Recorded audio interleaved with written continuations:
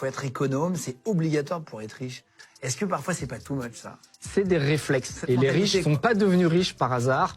Il faut réel, ouais. être radin avec soi-même, mais pas avec les autres. Moi, ce qui me fait plaisir, et mes proches peuvent témoigner, c'est au contraire d'offrir des cadeaux plus que d'en recevoir. Moi, je m'offre quasiment rien, et c'est mes proches que j'aime les faire voyager, j'aime leur faire découvrir les bons restos. C'est vraiment dans le partage que tu prends ton plaisir. Maintenant, je stigmatise et je dénonce aussi les gens qui n'ont pas les moyens, qui sont au RSA et qui vont chez Starbucks boire un matcha latte à 15 €.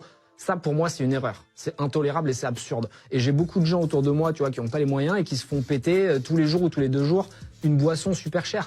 Fais ton café chez toi, ça te coûte 25 centimes. Fais des trucs simples et apprends à être dans l'autosuffisance. Typiquement, moi, pendant 10 ans, j'ai vécu dans un petit appart à Paris comparé aux revenus que j'avais.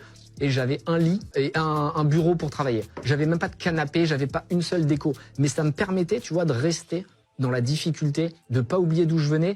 Et à l'inverse, quand je décide de kiffer, je kiffe vraiment. C'est-à-dire quand je vais acheter une montre, je vais acheter une belle montre. Si j'achète une voiture, je vais acheter une belle voiture. Si je vais en vacances, je vais prendre le top.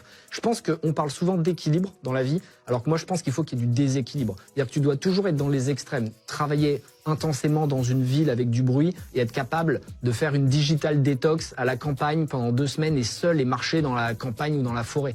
Faut être capable, tu vois, d'être un peu ambivalent.